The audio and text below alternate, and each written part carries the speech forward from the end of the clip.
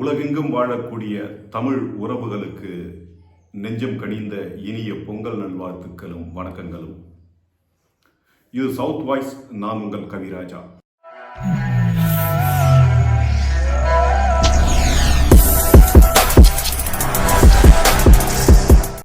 இந்த பொங்கல் திருநாள் என்பது நாடு கடந்து, மதம் கடந்து, இனம் கடந்து, சாதி கடந்து அனைத்து தமிழர்களாலும் ஒற்றுமையாக கொண்டாடப்படுகிற ஒரு மிகப்பெரிய ஜனநாயக விழா இந்த பொங்கல் விழா என்பது.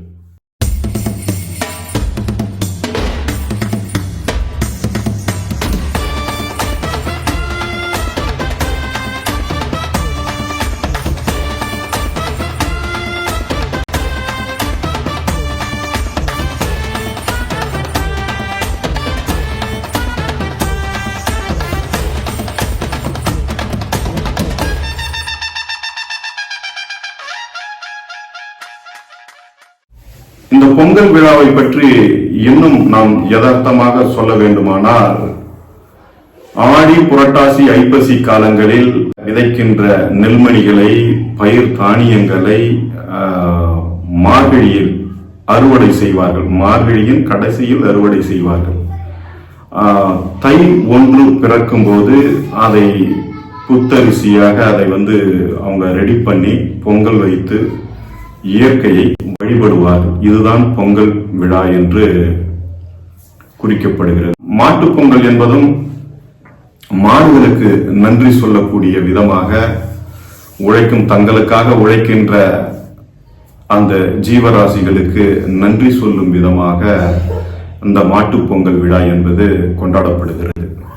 மாட்டுப் பொங்கல் என்பது பெரும்பாலும் பொங்கல் என்பது கிராமங்களில் தான் ரொம்ப சீரும் சிறப்புமாக நடைபெற்று வரும். குறிப்பாக இளைஞர்கள் அதிகாலையில் எழுந்து பொங்கலுக்கு தேவையான பொருட்களை கிராமங்களில் வயல்வெளிகளில் தேடி சென்று எடுத்து வருவார்கள். பின்பு தங்களுடைய வண்டி வாகனங்கள், முன்பெல்லாம் கட்ட வண்டி என்று சொல்வார்கள், கிராமத்தில் அதெல்லாம் இருந்தது. இப்போது அதெல்லாம் கிடையாது. இப்போது டயர் வண்டிகள், டிராக்டர்ஸ், டாடா ஏஸ் போன்ற வண்டிகள் தான் கிராமங்களில் கூட இப்போதெல்லாம். இந்த வண்டிகள் எல்லாம் அவர்கள் ரொம்ப சுத்தப்படுத்தி தூய்மைப்படுத்தி அதை ரெடி பண்ணுவாங்க. ஒரு புறம் மாடுகளை தேய்ச்சி அதை நல்ல குளிப்பாட்டி கொண்டு வருவாங்க.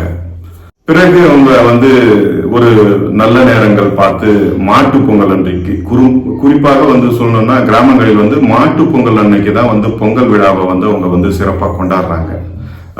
அன்றைய நாள் மாலை நேரங்களில் ஒரு நல்ல நேரத்தை பார்த்து அந்த நேரத்தில் வாசலில் அவர்கள் ஒரு குழியை தோண்டி அதிலே பொங்கல் பானை வைத்து பொங்கல் இடுகிறார்கள். இன்றைய நவீன காலகட்டத்திற்கு ஏற்றவாறு அவங்க கொஞ்சம் வசதியை பார்த்துக்கிறாங்க. முன்ன அந்த பாரம்பரியத்தெல்லாம் கொஞ்சம் தங்கள் வசதிக்காக மாற்றி வச்சுக்கிறாங்க. பின்பு பால் பொங்கி வந்தவுடன், பொங்கல் பொங்கி வந்தவுடன் அதை கடவுளுக்கு கரும்பு, தானியங்கள், இயற்கை தானியங்கள் எல்லாம் வைத்து வழிபடுகிறார்கள். வழிபட்டு பின்பு அவர்கள் ரெடி செய்து வைத்திருந்த அந்த தயார் நிலையில் வைத்திருந்த அந்த வண்டி வாகனங்கள், மாடு எல்லாம் அலங்காரம் பண்ணி அவங்க ஒரு வீதி விழா மாதிரி போறாங்க. இதுதான் கிராமங்களில் நடக்கக்கூடிய ஒரு பொங்கலாக இருக்கிறது. உண்மையில் இது ஒரு சிறப்பா, ஒரு பெரும் மகிழ்ச்சி, ஒரு சந்தோஷத்தை தர வேற எந்த ஒரு பண்டிகையிலும் இவ்வளவு சந்தோஷம் கிடைக்காது. அப்படிப்பட்ட ஒரு சந்தோஷம் இந்த கிராமத்து பொங்கலில் இருக்கிறது. உண்மையே உலகெல்லாம் கடந்து வாழ்கிற தமிழர்களாகிய நீங்கள் ஒவ்வொரு பொங்கலின் போதும் கிராமங்களுக்கு பொங்கலிட்டு சென்றால் அதனுடைய தனித்துவமே வேறு வகையானது. நீங்கள் அதை முயற்சித்து பாருங்கள். உலகெங்கும் கடந்து வாழுகிற தமிழ் உறவுகளுக்காகத்தான் இந்த பதிவை நான் எழுதுகிறேன்.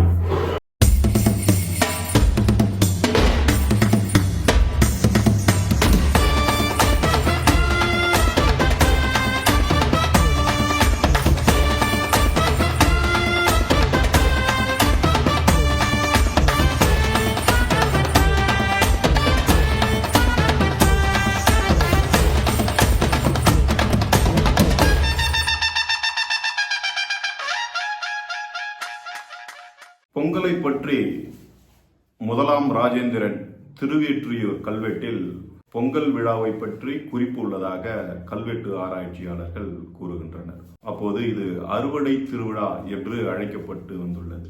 அதே போல முதலாம் ராஜேந்திரன் சோழர் காலத்தில் இதை புதியிடு விழா எனவும் அழைக்கப்பட்டதாக கூறப்படுகிறது. ஒரு 1000 ஆண்டு காலமாக இந்த பொங்கல் விழாவை வெவ்வேறு பேரிலே நம் தமிழர்கள் பாரம்பரியமாக கொண்டாடி வந்துள்ளனர். கங்கை கொண்ட ராஜேந்திர சோழன் கால கல்வெட்டில் இது மகர சங்கர பெரும்பொங்கல் என்று அழைக்கப்பட்டதாகவும் வரலாற்று ஆராய்ச்சியாளர்கள் கூறுகின்றனர். 1000 ஆண்டுகளுக்கு முன்பு தைப்பொங்கல் தினத்தில் ராஜேந்திர சோழன் தனது பரிவாரங்களோடு காவிரியில் புனித நீர் ஆடினார் என்பதற்கான ஆதாரங்கள் உள்ளதாகவும் கல்வெட்டு ஆராய்ச்சியாளர்கள் கூறுகின்றனர். இப்படி பொங்கலுக்கு பல்வேறு சிறப்புகள் இருந்தாலும் இன்றும் தமிழர்கள் உணர்வு ரீதியாக இந்த பொங்கல் விழாவை கொண்டாடி வருகின்றனர் என்பது ஒரு மறுக்க முடியாத உண்மையும் கூட. இந்த பொங்கல் திருநாளில் கிராமங்களில் வாழக்கூடிய ஏழை எளிய பாமர மக்கள் மிகவும் சீரும் சிறப்புமாக இந்த பொங்கலை கொண்டாடினாலும் அவர்களுக்கு இந்த பொங்கலை பற்றிய புரிதல் என்னவாக இருக்கிறது என்பதை நாம் பார்ப்போம். அது மாட்டுக்கு கடவுள் இன்னைக்கு தான் மாட்டை பார்ப்பாங்க. நாத்தாங்களை பொதேரிக்கும் வலையை கட்டி அடிப்பான். நாற்று ஓட்டும் போது வலையை கட்டி அடிப்பான். அது என்ன பண்ணும், மாடு கடவுள்கிட்ட வேண்டும் எனக்கு நல்ல வரம் கொடுன்னு. அது இன்னைய தனத்தில் கடவுள் பார்க்கும்போது எல்லாம் பூவும் பொட்டும் சிங்காரிச்சிக்கிட்டு இருக்கும்போது நீ நல்லா தானே இருக்கிற, உனக்கு என்ன குறை அப்படின்னு கேட்குறதுக்காக தான் இந்த பொங்கல் கொண்டாடுறது, மாட்டு பொங்கல். இப்போ தை மாதம் அறுவடை அவங்க நிலத்தில் விளைய வச்சு அதில் பொஞ்சி சந்தோஷமாக தைப்பொங்கல் கொண்டாடுறது தமிழர் திருநாள். இது மாட்டுக்காக இது விசேஷ நாள் தான். இது கடவுளுக்காக இது நம்ம மாட்டுக்கு செய்கிறோம். அது பொங்கல்னு சொல்கிறாங்க, ஆனால் அது என்னன்றதுன்னு கிடையாது. எல்லாரும் பாரம்பரியமாக கும்பிட்டுட்டு இருக்காங்க. பொங்கல் வாழ்த்துக்கள் இன்னைக்கு செய்கிறாங்க, அதனால் செஞ்சுக்கிட்டு இருக்கோம். பொங்கல் வரலாறு என்னன்றது உங்களுக்கு தெரியாது, எதுக்காக கொண்டாடப்படுதுன்னு தெரியாது. பொங்கல் தமிழ் திருநாளாக கொண்டாடுறாங்க. எது கொண்டாடுறாங்க? மாட்டுக்காக கொண்டாடுறோம். மாட்டு பொங்கல் இது. பொதுவாக பொங்கல் எதுக்காக கொண்டாடுறது? பொங்கல் எதுக்காக கொண்டாடுறதுன்னு கேட்டோம்னா விவசாயத்துக்காக பொங்கல் கொண்டாடுறதுப்பா. தைப்பொங்கல் சொல்கிறது அது சூரிய பகவானுக்கு படைக்கின்ற இதுவாக கருதப்படுகிறது.